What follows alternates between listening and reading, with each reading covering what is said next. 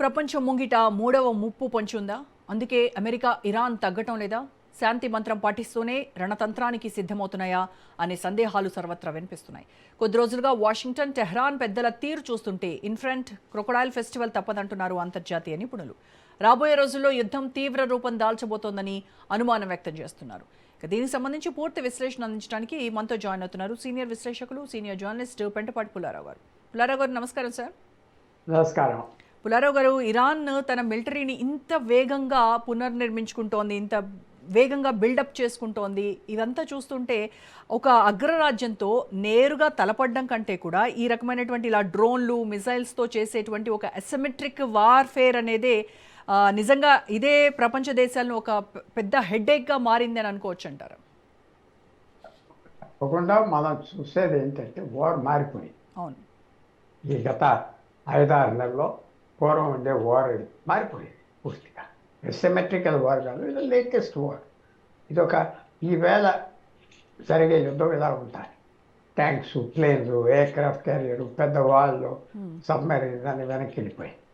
So ఇది మార్పు అనేది సడన్గా వస్తాయి. మార్పు అనేది స్లోగా రాదు, సడన్గా వచ్చింది. ప్రపంచం అంతా ఏమైపోతుందో మనం చెప్పలే. సో తప్పకుండా భారతదేశం నాటి కూడా ఇది నిద్రలేసే అలారం ఇచ్చారు. ఏదో పూర్వంలాగా ఎయిర్క్రాఫ్ట్ క్యారియర్లు ఉన్నాయి, ప్లేన్లు ఉన్నాయి చెప్పారు. ఇప్పుడు విశేషమైన యుద్ధం అసిమెట్రికల్ అన్నారు కదా మీరు, చిన్న పెద్ద పోరాడొచ్చు ఈక్వల్గా. అది మరి అది తయారు ఉన్నారు, డ్రోన్స్ వాడుతున్నారు. అమెరికా ఎక్స్పెక్ట్ చేయలేదు. వాళ్ళు అనుకున్నారు ఐరన్ డోమ్ అంటే ఇనప తెర లాగా ఉంటుంది, పైన అన్ని మిసైల్ మన దగ్గర ఉంటే అంటే అది పని చేయదు. డ్రోన్స్ వేల డ్రోన్స్ వచ్చేస్తూ ఉంటే కష్టం. తర్వాత డ్రోన్స్ చేసేది ఏంటంటే మైండ్ డిమారలైజ్ అయిపోతాను. సో ఇది చాలా పెద్ద మార్పు వచ్చేసాం. ఎవరికి వెళ్తుంది, ఏమెళ్తుంది ఇంకా మనం చెప్పలేం. రష్యా, చైనా ఇరాన్ని కొద్దిగా తగ్గిస్తారా, దూరం అవుతారా చూడాలి. చాలా చాలా పాయింట్స్ వచ్చేసి గత 5-6 రోజులు బట్టి ఇరాన్ అనుకున్నట్టుగా జరగలేదు. ఏమనుకున్నారంటే వాళ్ళు ఆ అగ్రిమెంట్ ద్వారా మనం ఏదో చేసేసుకోవచ్చు అనుకున్నారు. అది అవ్వలేదు ఆ పని. అందువల్ల తప్పకుండా ఇది ఒక పెద్ద మార్పు వచ్చింది. ఇరాన్ ఏం చేస్తుంది ఇంకా అది అర్థం చేసుకోలేకపోతున్నా. ఏంటి దేశం ఫస్ట్ వాళ్ళ హిట్ లిస్ట్ బయటికి రాచింది. ఎవరు తీసుకొచ్చారు? అఫీషియల్ హిట్ లిస్ట్ కాదు. అఫీషియల్గా గవర్నమెంట్ ఏజెన్సీస్ ఏం చెప్పలేదు. అన్అఫీషియల్గా ఖమేనీ కొడుకు ఉన్న అయతుల్లా ఏదో అన్నాడు అంటున్నారు, కన్ఫర్మేషన్ కాదు. తర్వాత పేర్లు కూడా చూస్తామంటే అంత సీరియస్ పేర్లు కూడా లేవు. 13 పేర్లు, ఏదో సంబంధం లేని పేర్లు కూడా ఉన్నాయి. British prime minister, French president, Italian prime minister, ఎవరో ఒక ఎంపీ, మరియా కలాస్ ఫారెన్ మినిస్టరు, అవన్నీ ఉన్నాయి. పెద్ద సీరియస్ లిస్ట్ కాదు. ఎవరో తయారు చేశారు ఏ కారణాలకు ప్రపంచం అంతా చేయటానికి. కానీ అది తప్పకుండా వాళ్ళు సెంటిమెంట్ ఉంటారు కదా, మేమేదో చంపేస్తాము, రివెంజ్ తీసుకుంటాం. సో ఇది అమెరికన్స్ కూడా ఒక వంకి ఇచ్చింది ఇంక యుద్ధం పూర్తిగా వెళ్తానికి, ఇజ్రాయలీస్కి అమెరికన్స్. సో ఇది మనం చూసేది ఏంటంటే చాలా అన్ఫార్చునేట్. ఎందుకంటే వార్ కామన్ అయిపోయింది, వార్ న్యూ నార్మల్ అయిపోయింది. అంతా ఏం తేడా లేకుండా అయిపోతుంది. రోజు ఏదో వార్ అని. సో అంతవరకు మనం తొందరపడాలి. ఏ పక్కన వెళ్తాది వార్ ఇంకా మనం చెప్పలేం. ఒక ఆబ్జెక్టివ్గా చూస్తే అమెరికా నిన్న మొన్న బాంబ్ చేసి చాలా సీరియస్గా బాంబ్ చేశారు. అంత రిప్లై చేయలేకపోయింది.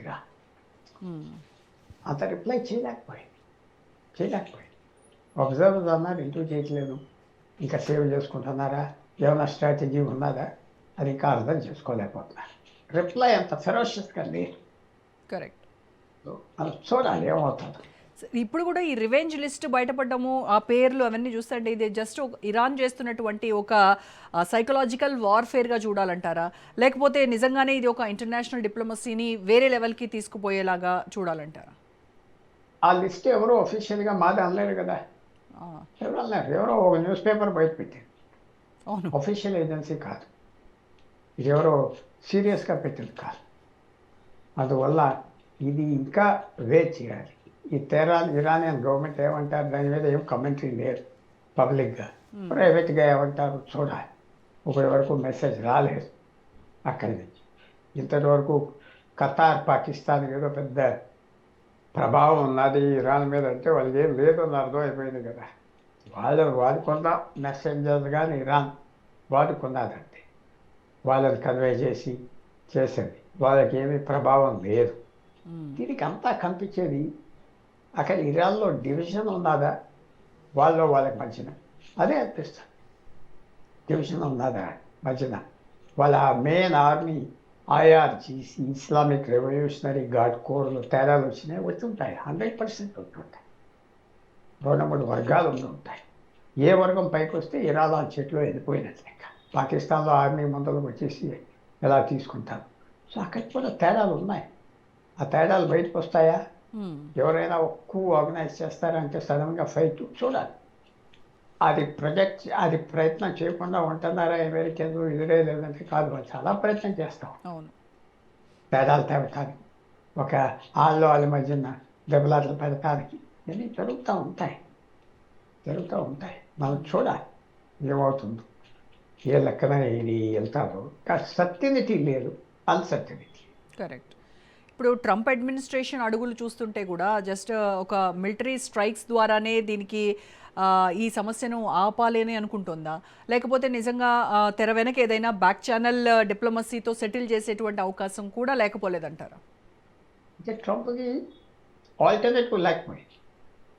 2 విధానాలుగా మనకు కనపడేది ఏంటంటే, హార్మోన్స్ జలసంధిలో 2 దారులు ఉన్నాయి.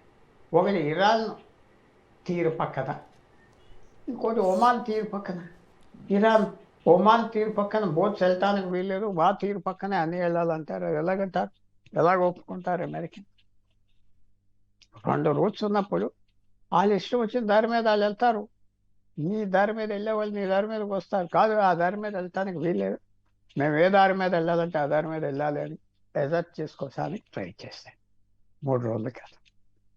సో ఎప్పుడైతే కొన్ని షిప్స్ ఒమాన్ తీరు కోస్ట్ పక్కన వెళ్తున్నాయో, ఇరాన్ ఆబ్జెక్ట్ చేసిన అలా వెళ్ళటానికి వీల్లేదు, అది బాంబ్ చేసింది. సో ఇదంతా స్టార్ట్.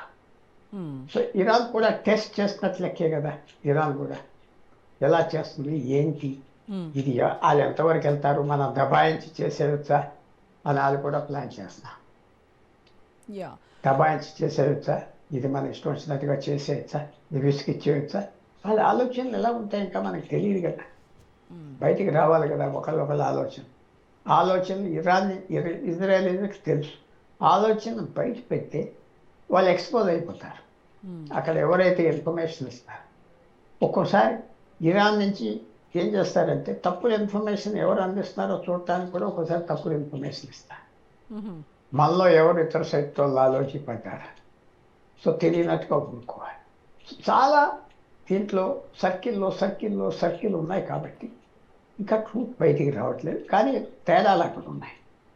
ఇరాన్లో ఎంత తేడాలు, పైచే ఎవరిది, ఆయతుల్లా ఇప్పుడు వచ్చినవాడు మస్తాబా అతనికి నిజంగా అథారిటీ ఉన్నదా లేదా ఇంకా మనకు తెలియదు. కానీ రోజుకి తెలుస్తాయి. ఓకే.